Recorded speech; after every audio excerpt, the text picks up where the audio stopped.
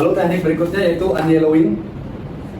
Teknik unyellowing adalah teknik memutihkan dari midsole. Biasanya di sepatu-sepatu Converse atau sepatu-sepatu yang karet, berbahan karet itu suka menguning. Nah ini bisa kita putihkan kembali dengan cara unyellowing, yaitu dengan cairan chemical unyellowing, dan caranya seperti ini. Siapkan cairan unyellowing, ini hati-hati berbahaya untuk tangan. Kita taruh di sikat. Nah ini kita oleskan perlahan dikit-dikit di bagian midsole, jangan sampai kena ke atasnya, ke upper, karena ketika kena ke upper itu bisa merusak bagian upper. Kita oleskan secara merata, pelan-pelan ya Bapak Ibu ya. Nih hati-hati sini, jangan sampai kena mata ya, bahaya, hati-hati. Ini oleskan secara merata semua bagian midsole yang bagian putih ini. Ini hanya mencontohkan aja karena caranya seperti itu. Nanti kita biarkan ini kira-kira 1 jam.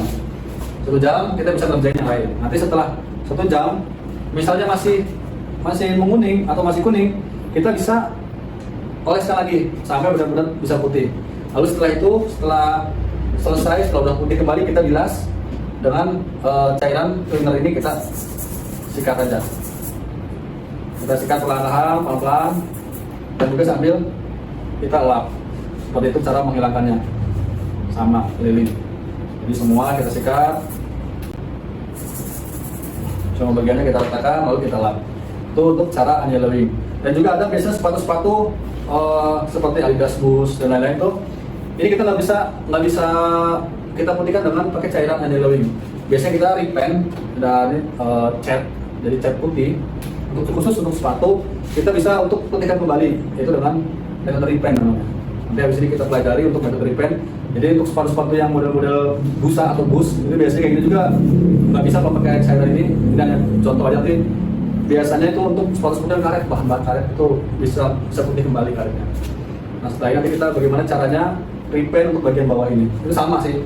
Nanti kita pakai ini, ada namanya cat dari merek ini, Vele.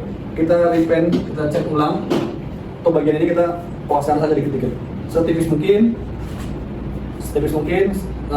sampai tertutup, sampai putih kembali. Kita keringkan, lalu kita ulang seperti itu untuk cara repaint atau untuk memutihkan dari midsole ini yang menguning.